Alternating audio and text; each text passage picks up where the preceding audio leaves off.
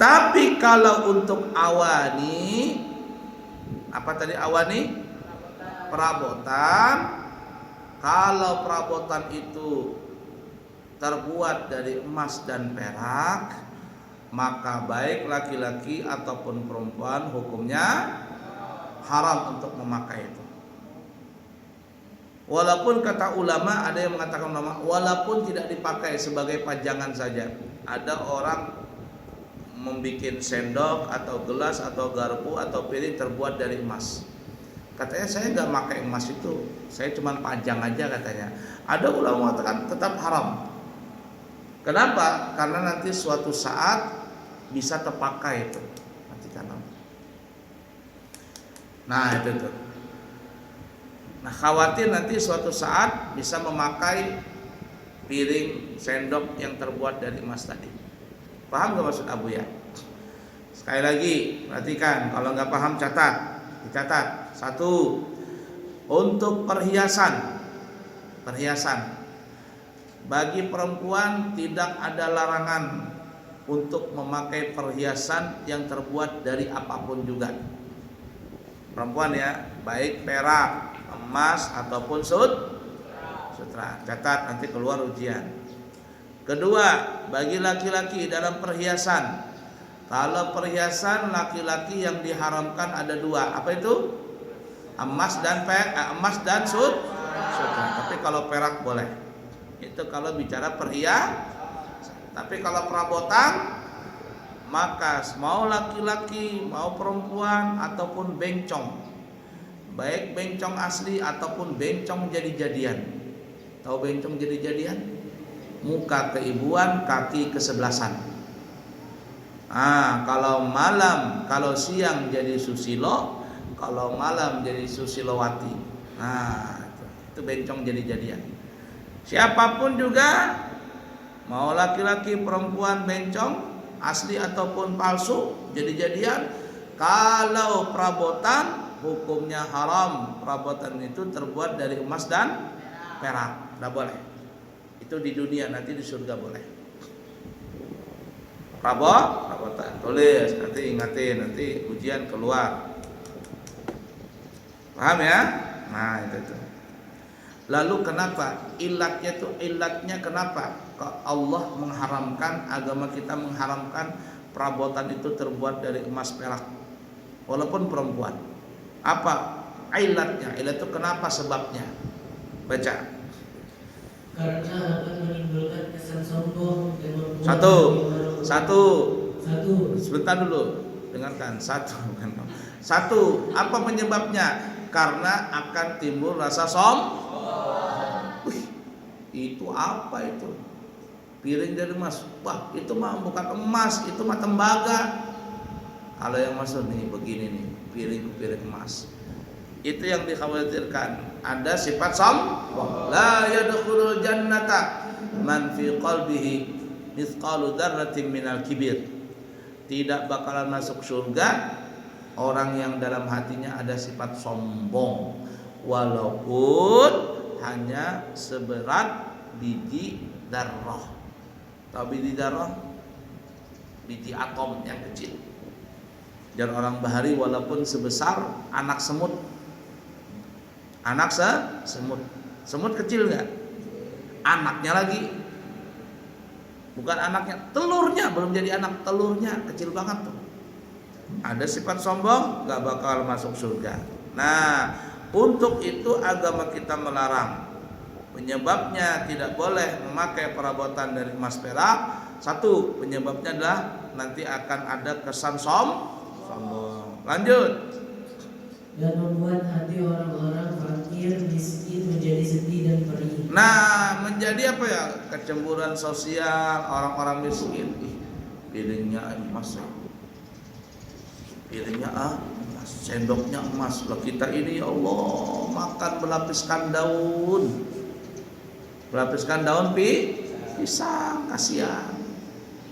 Nah, itu nanti jadi orang miskin menjadi hatinya minder, sedih gitu. Ya kalau cuma minder, sedih aja enggak apa-apa. Kalau ada orang miskin yang jahat, wah diakali nih. Kita ambil, kita curi katanya, bahaya nih. Itu yang takut menjadikan kecemburuan sosial. Sehingga dalam agama kita perabotan yang terbuat dari emas perak tidak boleh digunakan, baik laki-laki ataupun perempuan, atau bencong sekalipun gak boleh menggunakannya. Bahkan ada ulama yang lebih tegas lagi, walaupun piring, gelas, sendok, bla bla bla tidak digunakan untuk makan minum, cuman dipajang aja, dipajang doang, nggak boleh juga. Lanjut. Menggunakan perabot yang terbuat dari emas dan perak diperbolehkan jika ada hajat. Seperti digunakan sebagai alat bercelak untuk memperjelas penglihatan. Nah, satu. Jadi tidak semuanya haram. Kata ulama ada yang boleh untuk digunakan jadi tempat emas dan perak. Apa contohnya? Yaitu adalah tempat celak mata. Tahu celak mata enggak? Zaman bahari orang celak mata itu yang pakai botol, jadi cucuk. Nah, begini. Dulu Abuya masih kecil belum pakai kacamata, kayak kamu begini. Ya, yang belum pakai kacamata itu Abuya pakai celak mata. Sunnah itu pakai celak mata. Nanti kamu pulang begitu beli celak mata. Nah, itu pakai nih. Sunnahnya 3 kali kanan, 3 kali kiri. 1 cucuk, 1, 2 cucuk, 2 cucuk lagi, 3 cucuk lagi, 1 cucuk lagi, 2 cucuk lagi, 3. Caranya begitu. Sebagian yang mengatakan, ulama mengatakan dalam hadis begitu. Apalagi cara yang kedua, yaitu 1 cucuk, 2 cucuk, 1 cucuk, 2 cucuk, kemudian yang kelima, cucukan yang kelima kan 2, 4 kan ya. Cucukan yang kelima separuh-separuh, 1, 2.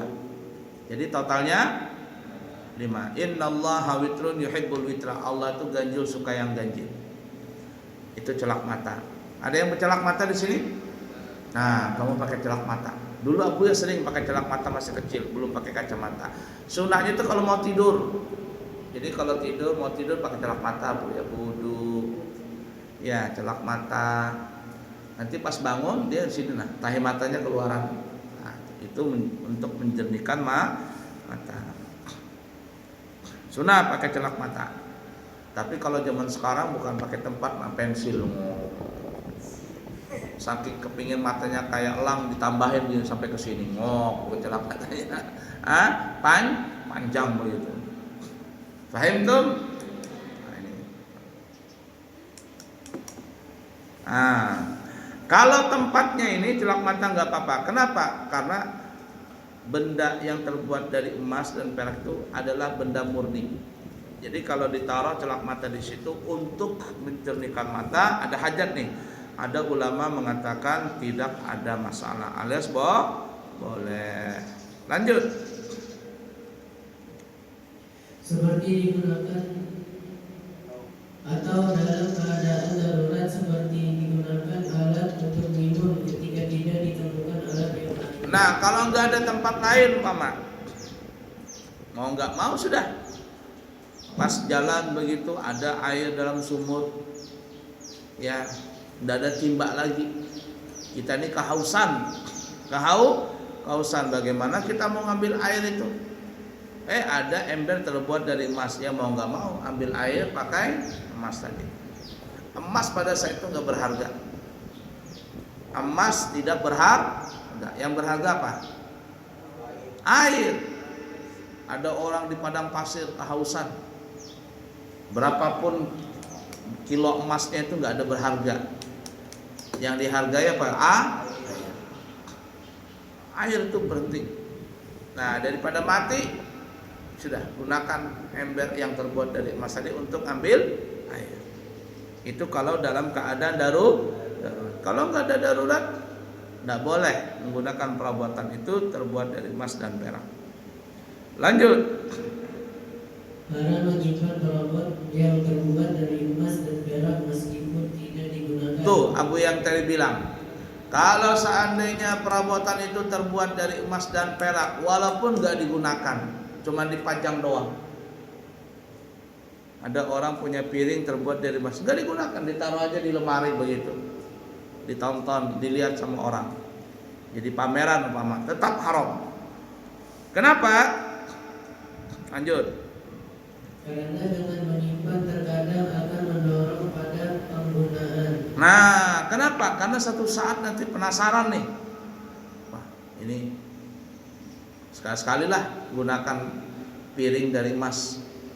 Itu sebabnya dilarang. Mencegah lebih baik daripada mengobati. Itu istilahnya itu.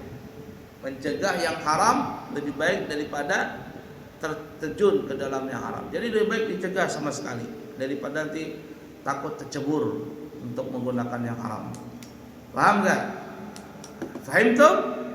Nah, jadi menggunakan membuat perabotan piring, emas, sendok, bla bla bla terbuat dari emas dan perak itu hukumnya haram, walaupun cuma sebagai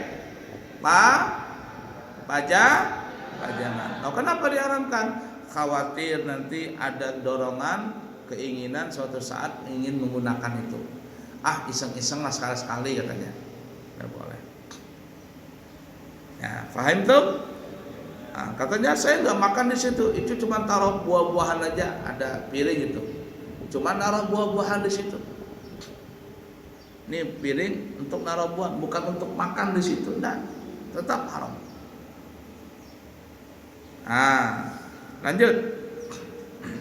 Perabot yang terbuat dari logam mulia dan bahan-bahan yang indah seperti yakut, kristal, permata, dan bintang hukumnya tidak haram digunakan untuk disimpan atau disimpan.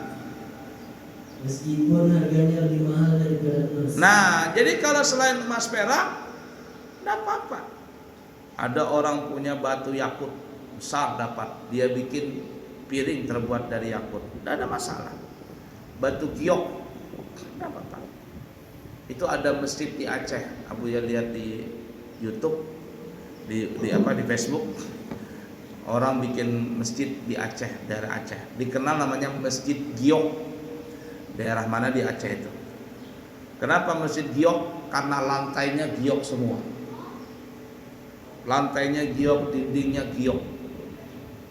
Berapa miliar itu? Itu kayaknya masjid termahal itu.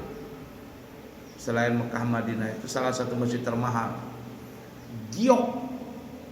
Jadi kalau duduk dingin, batu giok itu mahal. Itu batu mitosnya orang Cina untuk kesehatan. Itu giok. Kenapa kok bisa giok? Karena memang di situ daerah situ tambang giok banyak. Ya, terdapat batu giok di daerah situ. Nah, coba bayangkan giok, bukan lagi marmer. Bukan lagi ya marmer lah, apa yang mahal itu lagi daripada marmer. Giok. Nah, ya masjid giok dikenal. Tidak apa-apa. Fahim tuh? Nomor 2 baca. 2. Hal ini dikarenakan orang-orang fakir tidak mengetahuinya, sehingga hatinya tidak setia kembali ketika melihatnya. Namun hukum menggunakannya makruh saja. Lah kenapa tidak ada masalah? Karena kalau orang awam itu nggak bisa membedakan batu permata kah, berlian kah, nggak tahu dia. Ini kayak Abu ya nih. Abu ya sering pakai cincin ganti-ganti. Tapi kalau ditanya ini asli kah batunya apa, nggak tahu Abu ya. Kalau Abu ya lihat itu batunya mengkilau, bagus, Abu ya beli. Ya, Abu ya beli. Kemarin ada orang jual batu sama Abu ya datang cincin. Beli batu cincin Pak. Saya sudah beli nih cincin nih. Tolonglah dibeli. Abu ya lihat mana sih cincinnya. Nah dia, ini Pak asli semua batu. Ada 3 yang nggak asli katanya. Oh berapa? Satu biji ada yang 250 yang asli-asli. Kata Abu ya, sudah beli. Abu ya beli sebijinya cuma 50.000, dia jual 200.000, kan jauh banget. Nah ini batu-batu. Apa kata Abu ya? Ini yang beli satu. Ini apa? Namanya kecubung. Ada kecubung, ada marjan, adanya. Marjan. Nah, ada marjan. Tahu marjan? Nah, kalau iklan di TV sudah keluar iklan marjan, berarti itu mendekati puasa dan hari raya. Nah, Jadi kalau mau tahu kapan hari raya, kapan mau puasa, iklan Marjan keluaran di TV. Paham tuh? Tahu Marjan nggak? Marjan, tahu? Minuman Marjan. Ya, jadi nggak apa-apa. Kenapa? Karena orang biasa nggak tapi paham masalah batu-batuan itu.